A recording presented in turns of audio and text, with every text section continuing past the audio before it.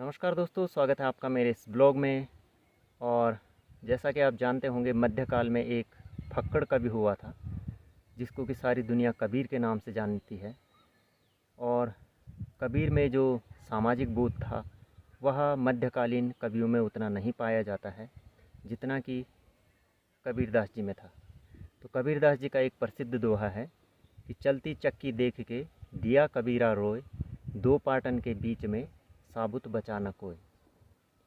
तो मित्रों, दरअसल ये जो दोहा कबीरदास जी ने कहा है, उन्होंने इसकी आध्यात्मिक व्याख्या की है। लेकिन यदि मैं इसको आज के सामाजिक परिप्रेक्ष्य में लूँ तो जो हमारे घरों में चक्की होती थी हाथ से चलाने वाली, वो आज विलुप्ति के कगार पर पहुंच चुकी है। और बहुत कम घर ऐसे होंगे, और मुझे लगता है वो भाग्यशाली घर होंगे कि जिनमें ये चक्कियाँ अभी भी हैं और उनका रख रखाव हो रहा है।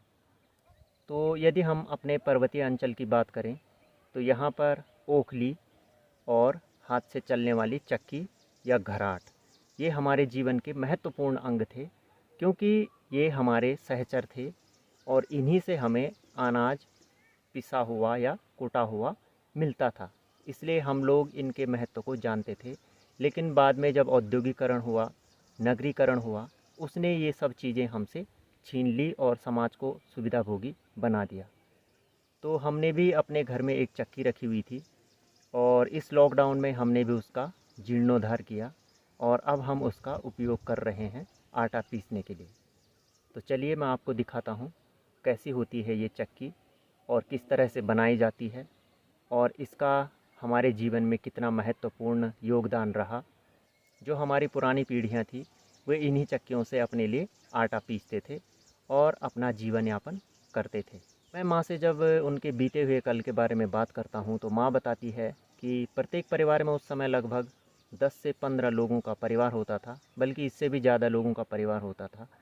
और उनके लिए जो अनाज पीसा जाता था वो इसी घर की चक्की में पीसा जाता था।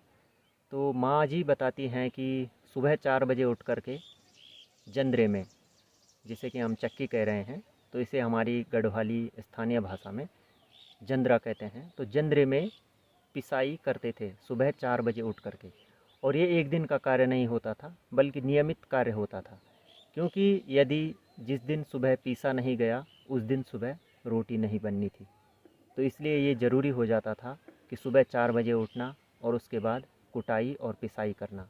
और मुझे लगता है कि उन लोगों के स्वस्थ जीवन का राज भी यही है, क्योंकि उन्होंने फिजिकल वर्क या शारीरिक श्रम उन्होंने अधिक किया है और इसीलिए वे लोग इतनी अधिक आयु में भी स्वस्थ हैं। जैसा कि प्रत्येक चक्की में होता है, चक्की में भी दो पाटे होते हैं और ये दोनों पाटे पत्थर के बनाए जाते हैं। ये पत्थर स्थानीय नदियों से लाए जाते हैं और यह जो पत्थर होता है ये काफ़ी हार्ड होता है, जिसे कि हमारी स्थानीय गढ़वाली भाषा में राड़ू ढुंगू कहा जाता है। राड़ू ढुंगू अर्थात एक कठोर पत्थर। दोनों पत्थरों के बीच में दो छेद होते हैं और जो नीचे वाला पत्थर रहता है उस पर एक धुरी बनाई जाती है बांज की लकड़ी के माध्यम से, और इसी पर जो ऊपर वाला पत्थर होता है, जिसे कि हम पाटा भी कहते हैं, वो इसके ऊपर टिका रहता है। और जब हम हाथ से ऊपर वाले को घुमाते हैं तो नीचे वाला पत्थर स्थिर रहता है और ऊपर वाला इसके ऊपर घूमता रहता है। किसी अनाज को मोटा या बारीक पीसने के लिए नीचे वाले पाटे के नीचे कुछ लकड़ी के पेंच होते हैं और उनको टाइट या ढीला करने पर ये पाटे आपस में ढीले हो जाते हैं या टाइट हो जाते हैं। जब ये टाइट होते हैं तो जो अनाज होता है वो बारीक पिसता है, और यदि इन पेंचों को ढीला कर दिया जाए तो जो अनाज होता है वह मोटा पिसता है। इस तरह से ऊपर वाले पाटे को नियंत्रित करने के लिए ये पेंच काफ़ी काम की होती हैं। नीचे वाले पाटे में जो बांज की लकड़ी की धुरी बनाई गई है उसके ऊपर अब ऊपर वाले पाटे को रखा जाएगा, और ऊपर वाले पाटे पर भी एक लकड़ी की पेंच बनी होती है और उस पर एक छोटा सा छेद किया जाता है, जिससे कि नीचे वाली बांज की लकड़ी की धुरी उसके ऊपर अटक जाती है और फिर ये दोनों पाटे आपस में घूमते रहते हैं।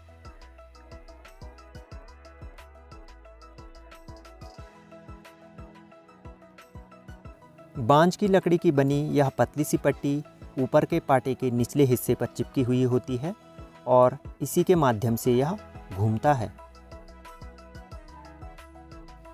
दोनों पाटों के अच्छी तरह से समायोजन हो जाने के बाद अब पीसने का काम शुरू होता है।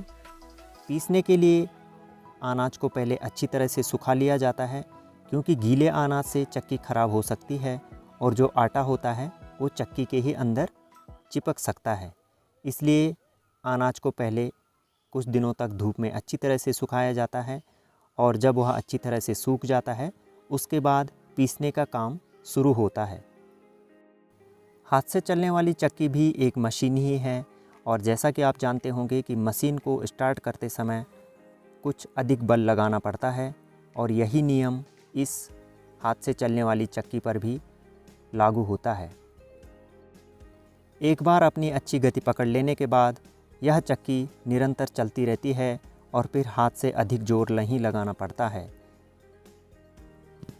ऊपर के पाटे में बने हुए गोलाकार छिद्र में अनाज को डाला जाता है और अनाज को इस प्रकार से डाला जाता है कि चक्की भी हल्के हल्के घूमते रहे और अनाज भी कम मात्रा में डाला जाता है, जिससे कि पाटों के बीच में अनावश्यक दबाव न बने।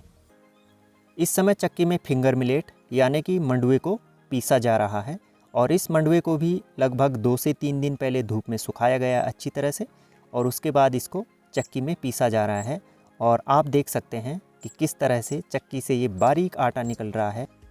बिजली या डीजल से चलने वाली आटा चक्कियों में जहां पिसने के बाद आटा बहुत गर्म हो जाता है, वहीं इन हाथ से चलने वाली चक्कियों में जो आटा पिसता है वह बिल्कुल सामान्य तापमान का रहता है और उसमें जो पौष्टिक तत्व होते हैं वे उसी अवस्था में रहते हैं जिस तरह से प्रकृति ने उन्हें रखा है।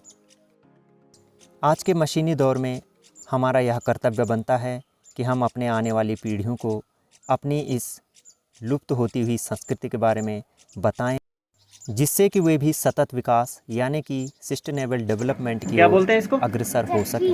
अरे चक्की नहीं बोलता भाई, क्या बोल दी? चक्की। जंदरा। जंदरा। हाँ, घुमाओ अब इसको। पहले इसी से पीसते थे, ठीक है? घुमाओ, लगाओ जोर, शाबाश। गर्दन नहीं घुमानी भाई, जंदरा घुमाना है।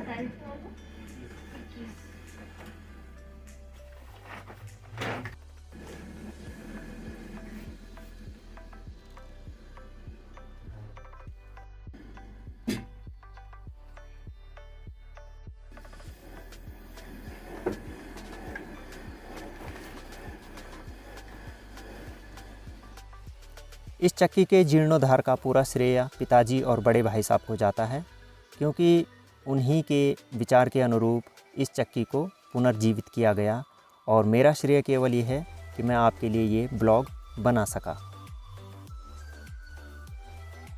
आपने जंदरे के बारे में या हाथ से चलने वाली चक्की के बारे में ये ब्लॉग देखा, इसके लिए आपका बहुत बहुत धन्यवाद। और यदि आप चैनल पर नए हैं तो नीचे लाल बटन दिखाई दे रहा है सब्सक्राइब का, उसको दबा दीजिए और हमारे चैनल से जुड़ जाइए, क्योंकि हम इसी तरह के ब्लॉग्स आपके लिए निरंतर लाते रहेंगे।